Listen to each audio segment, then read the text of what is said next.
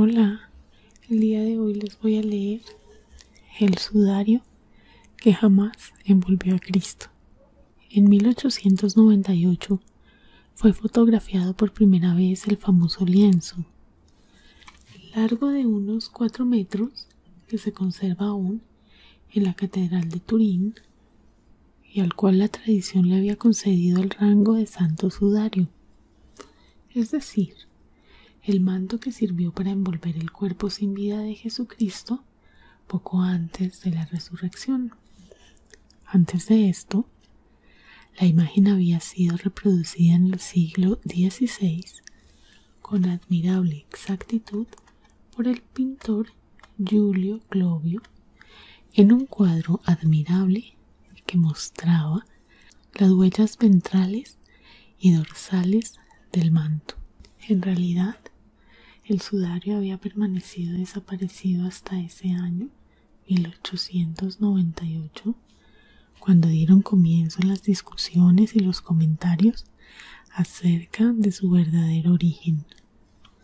Hubo entonces grandes controversias acerca de si era genuino o si solo se trataba de una falsificación. El sudario que tantas polémicas ha provocado, en especial en los últimos años, fue visto por primera vez en el siglo XIV en la iglesia de Lirey, aldea situada en el sur de Périgord, antigua región francesa, formada por los actuales departamentos de Dordoña y Lot-et-Garonne, y que siempre se ha distinguido por sus trufas y su excelente cocina. En el año 1357, el señor del lugar, Geoffroy I de Charny, lo había donado a la iglesia por él fundada, pero se ignora cómo obtuvo el sudario.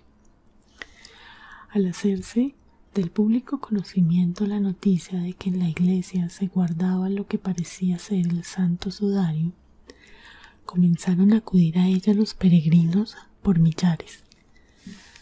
Pero Monseñor Henry de Poitiers, obispo de Troyes, ordenó abrir una investigación sobre el lienzo de Lirey.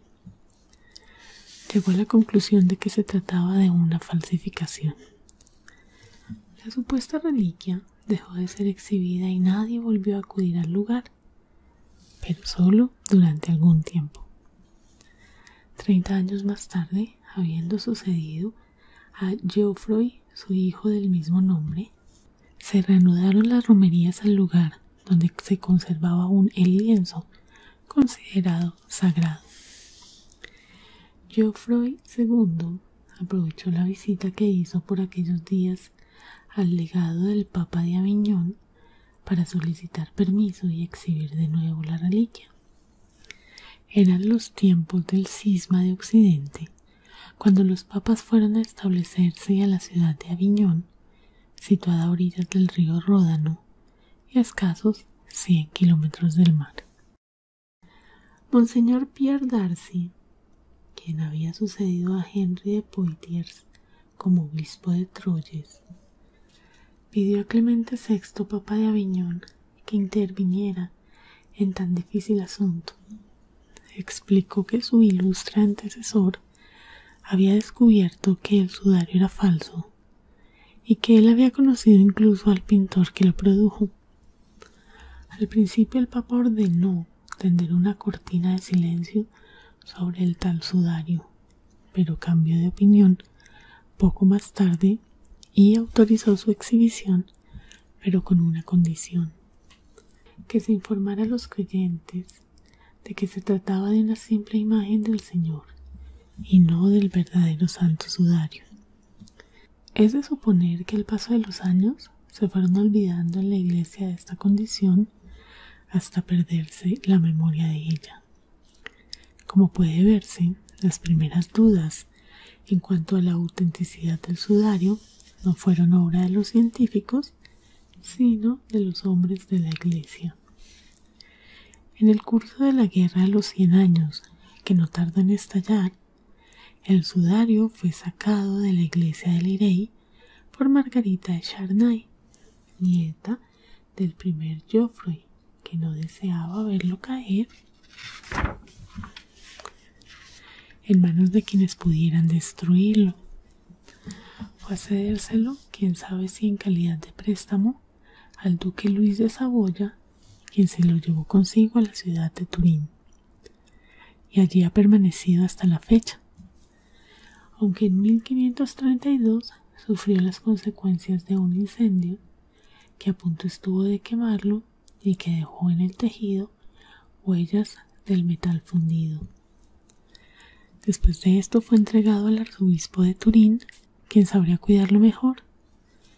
Desde entonces ha sido conocido como manto o sudario de Turín. Además del manto de Turín, ha habido otras piezas presentadas como auténticos sudarios que cubrieron el cuerpo de Cristo, en especial en algunas antiguas iglesias del Imperio Bizantino. En 1171, el arzobispo Guillermo de Tiro mencionó un sudario que había visto en la colección imperial de reliquias. Otro ciudadano bizantino, Guillermo Mesaritis, contaba en 1201 que Cristo resucitaba ciertos días en la capilla del Faro de Constantinopla, donde guardaba su verdadero sudario. El primer testimonio de un autor occidental acerca del sudario pertenece al caballero Roberto de Clary, quien a su regreso de las cruzadas juró haber visto elevarse por sí solo el sudario de Cristo todos los viernes, pero no dijo en qué lugar. Hubo otro sudario, el conocido como Mandilión, que fue encontrado el año 525 en la ciudad turca de Edesa. Solo se veía el cuerpo pero no la cabeza de Cristo. Se cuenta que en 944 fue llevado a la ciudad de Constantinopla, la actual Estambul.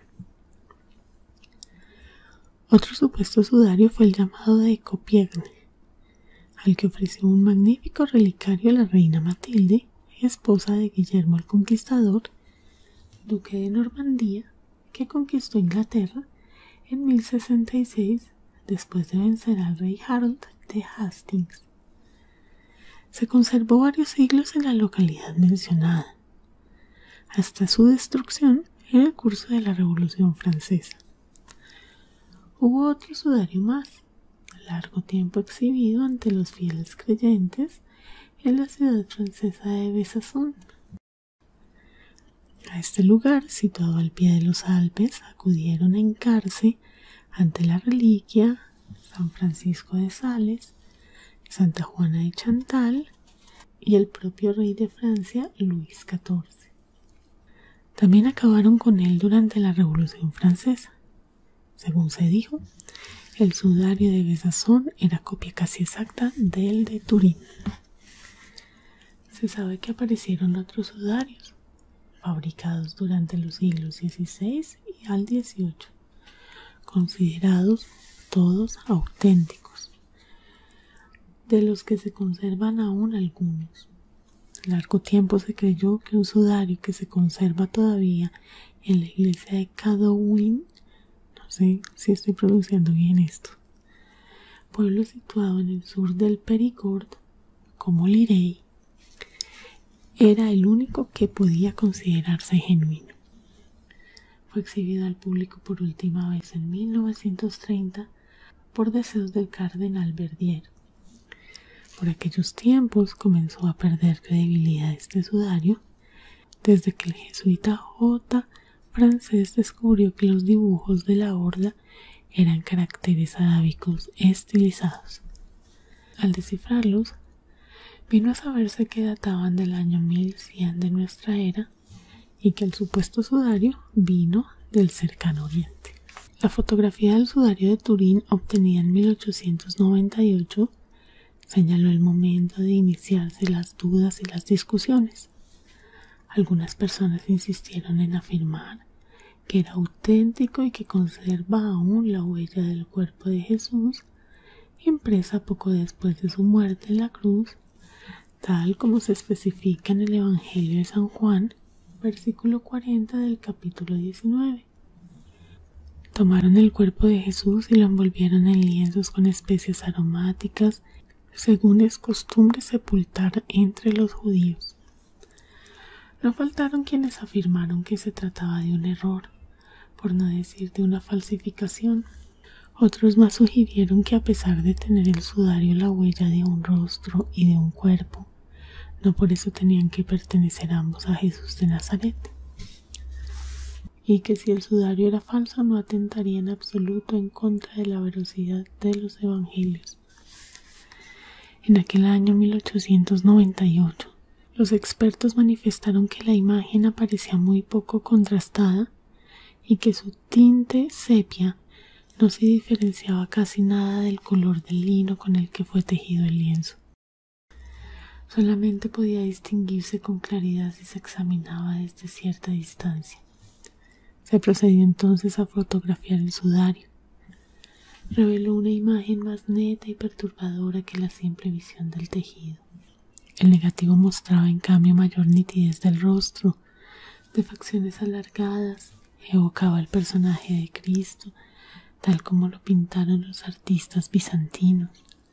Es decir, que el sudario actuaba como negativo susceptible de producir positivos mucho más claros. Esto obligó a afirmar a numerosos creyentes que, no existiendo negativos antes de la invención de la fotografía, solo podía tratarse la imagen del sudario de una creación sobrenatural, destinada a mostrar a los escépticos la verdad del relato evangélico. Algunos papas se declararon entonces convencidos de la autenticidad del lienzo, pero cuidándose mucho de hacer de ello un artículo de fe. No faltó quien opinó entonces lo siguiente: los testimonios llegados del pasado que aludían a varios sudarios debían corresponder a uno solo. En opinión de algunos científicos norteamericanos que estudiarían el manto de Turín a partir de 1967, que confiaban más en las pruebas de laboratorio, el sudario debió ser elaborado en la Europa medieval por un artista desconocido. Para el francés Gilbert Brunet, autoridad mundial en historia de las religiones, el sudario no era más que una falsificación traída de Constantinopla por algún guerrero cristiano que regresó de las cruzadas, y debió ser creado entre los siglos XI y XII por unos monjes bizantinos. Afirmaron otros expertos lo siguiente: no existe ninguna prueba que demuestre la falsificación, y sin embargo el sudario presenta dos elementos sujetos a discusión. Uno es que el rostro del supuesto crucificado aparece en el mismo plano del cuerpo, lo cual es automáticamente imposible. En efecto, en un cuerpo tendido a lo largo, el ángulo de la cabeza es oblicuo con respecto al tronco, porque se encuentra inclinada para atrás. En tal caso, la imagen obtenida debería mostrar únicamente la barbilla, la base de la nariz y tal vez el inicio de las cejas. El otro elemento discutible es que las manos reposan sobre el pubis, lo cual tampoco es posible.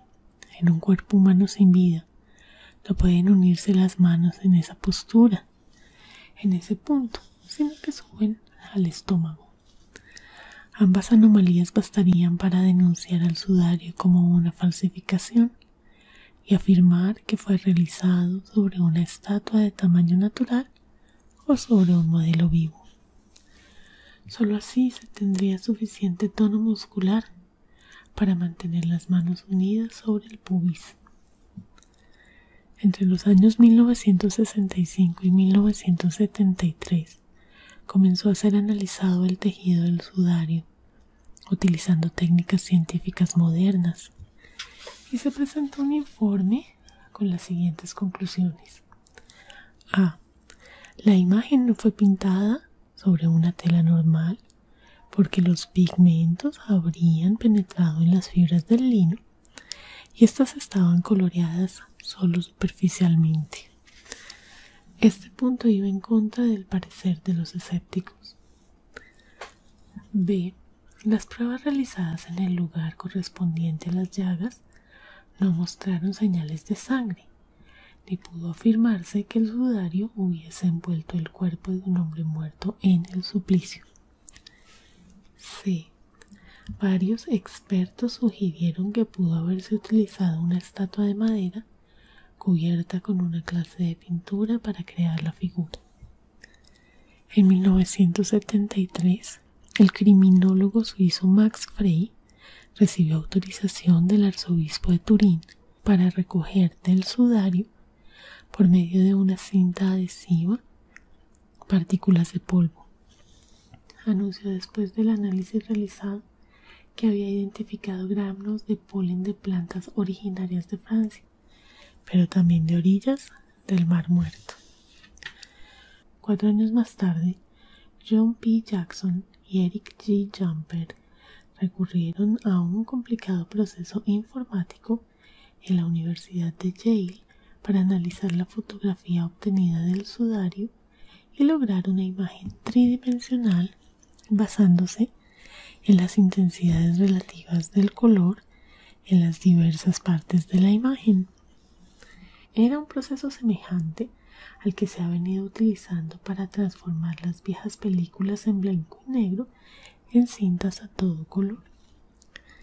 Poco después, en una reunión celebrada en Albuquerque, Nuevo México, por el Storm Shroud of Turin Research Project, Jackson y Jumper presentaron su teoría. La imagen de Cristo había sido impresa en el lienzo de lino en el momento mismo de la resurrección, cuando un destello de energía sobrenatural fotografió el tejido con intensidades variables de acuerdo con la distancia que separaba las fibras de lino de cada punto del cuerpo emisor de la radiación. Las conclusiones de Starp se hicieron pronto famosas y defendidas por los creyentes. En consecuencia, 33 miembros de la organización, entre ellos Jackson, llegaron en octubre de 1978 a Turín, donde por primera vez en los últimos 40 años era expuesto el sudario en su catedral. Para finales del siguiente año, los viajeros habían llegado a la certeza de que el sudario no había podido ser fabricado artificialmente, sino que era de origen sobrenatural. Y en octubre de 1981 volvieron a reunirse, esta vez en New London Con, para discutir de nuevo el asunto. Fue entonces que sufrieron el mayor de los disgustos. O mejor dicho, sufrieron en realidad 2 enormes disgustos. Fue primero Noé Nickel quien aplicó un lienzo sobre un bajorrelieve humedecido con una solución de óxido ferroso. Obtuvo así una figura asombrosamente semejante a la del sudario.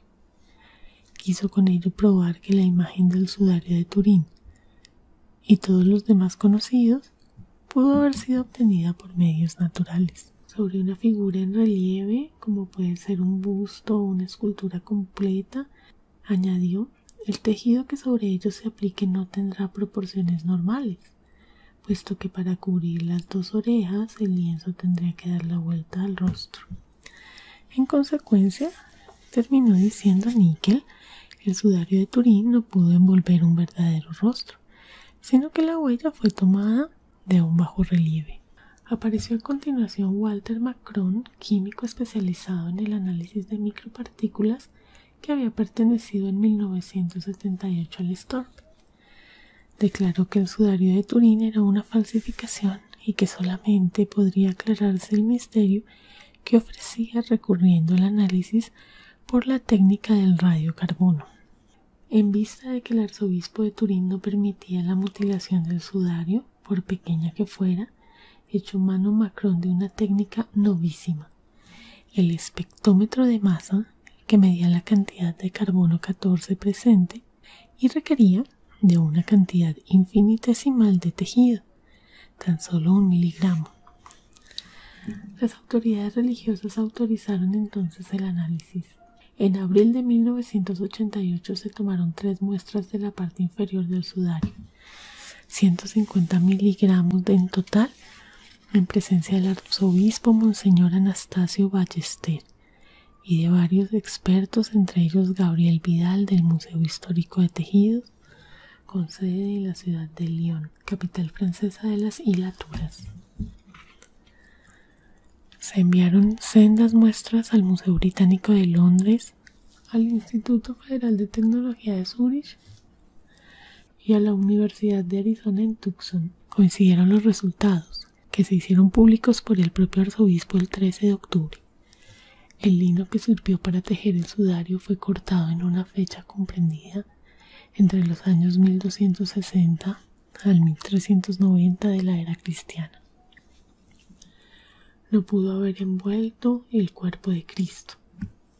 Por su parte, Macron llegó a la conclusión, por medio de estudios microscópicos, que el lienzo fue pintado con colores de agua. El veredicto científico resultó inapelable. El sudario resultó ser no una reliquia, sino una obra de arte que podría ser sometida a cualquier peritaje. Por supuesto que el Storp rechazó los resultados obtenidos mediante el análisis. Iban en contra de lo que ellos habían establecido. Cuando los 3 laboratorios mencionados decidieron que el sudario de Turín no era tal, sino una falsificación, surgieron de inmediato las voces disidentes. Declararon los inconformes que el análisis por la técnica del radiocarbono no siempre es digno de crédito, porque es solo aproximado, y se sintieron igualmente ofendidos porque el Vaticano había dado el visto bueno para que se realizaran las pruebas. La determinación de la edad de un objeto de origen biológico permite una precisión en ocasiones hasta de 15 años, siempre que no sea más antiguo de 8000 años. Sin embargo, los resultados pueden depender de ciertos factores como es el clima. En el caso de este lienzo puede afirmarse que el incendio sufrido en 1532, que alteró algunas partes del mismo, no pudo modificar los resultados del análisis que dio el siglo XIII o el XIV. Por lo que fuera, no hay duda de una cosa: el desconocido artista que produjo el lienzo, seguramente en el cercano oriente, poseía grandes conocimientos de anatomía, de la circulación de la sangre y de la reacción nerviosa al trauma, así como conocimientos de la Biblia. No era cualquiera. Finalmente, afirmar que el sudario es una falsificación, lo que había declarado ya el clero en el siglo XIV. No va ni mucho menos en contra de la religión, ni es una falta de respeto. Por el contrario, dar a conocer la verdad la fortalece. Lo sucedido con el presunto santo sudario de Turín debería servir de ejemplo para acabar con las reliquias falsas que tanto abundan. Por ejemplo, en Italia, donde se conocen varias tibias y otros huesos de un mismo santo distribuidos en diversas iglesias del país. Bien, espero que te haya gustado esta lectura y que hayas sentido ASMR. Si fue así, por favor dale me gusta y suscríbete al canal antes de irte. Si no me estás viendo en YouTube, por favor entra a la plataforma, busca el canal y suscríbete, dando clic en el botón rojo y luego en la campana que ahí aparece. De esta manera no te vas a perder ninguno de mis próximos videos. Por favor, antes de irte, visita la caja de descripción que está abajo este video si me estás viendo en YouTube, en donde encontrarás los links a mis demás canales, los links a mis cuentas de Instagram, mi correo electrónico y el link con el que puedes apoyar económicamente este canal invitándome a un café virtual. Si llegaste hasta este punto, por favor déjame este emoticón en los comentarios, es de mucha ayuda para mí. Muchas gracias por haber visto este video y nos vemos en el próximo. Adiós.